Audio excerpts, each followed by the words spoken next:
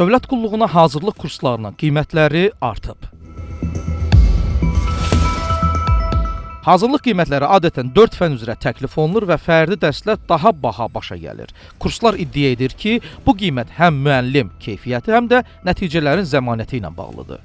Aylıq ödəniş 250, haqqı nə istəyirsiniz? Paket şəklində 250 manat. Sentyabr ayı üçündə avqustdan başlayan qrupumuz olacaq.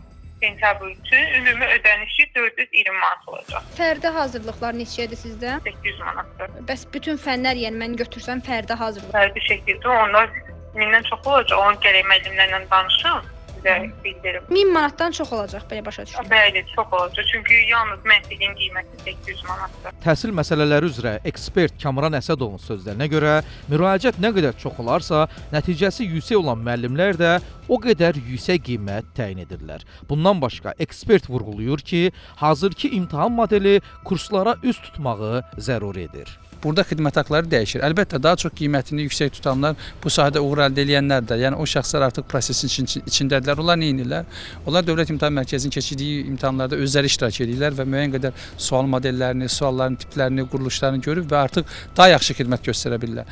Humanitar sahədə oxumayan şəxslərin dövlət qulluğuna özünün hazırlaşması mümkün deyil. Çünki dövlət qulluğuna qəbul zamanı 14-15 qanunvericilik soruşulur və orada ən incə nüanslar, belə deyək ki, test tapşırıqlarına salınır. Texniki və təbiət, mədəniyyət ixtisaslarından məzun olanlar bu dövlət qulluq imtahanına özləri hazırlaşa bilməzlər. Kamran Əsədov deyir ki, dövlət qulluğu üzrə imtahan modelləri dəyişdirilməlidir. Ümumiyyətlə, dövlət qulluğu imtahanının modeli doğru deyil.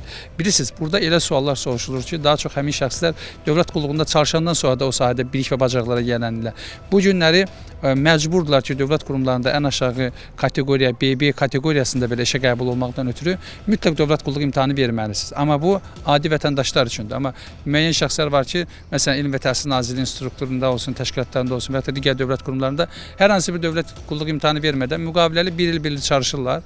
5 ilin yekunda daxili müsahibə yolundan da onlara dövlət qulluqçu statusu verilir ki, bu yanlışdır. Ümumiyyətlə, dövlət qulluğu imtahanının modeli dəyişməlidir. Bir sıra dövlət qurumlarında işləmək üçün isə əlavə və xüsusi imtahanlar təşkil olunur.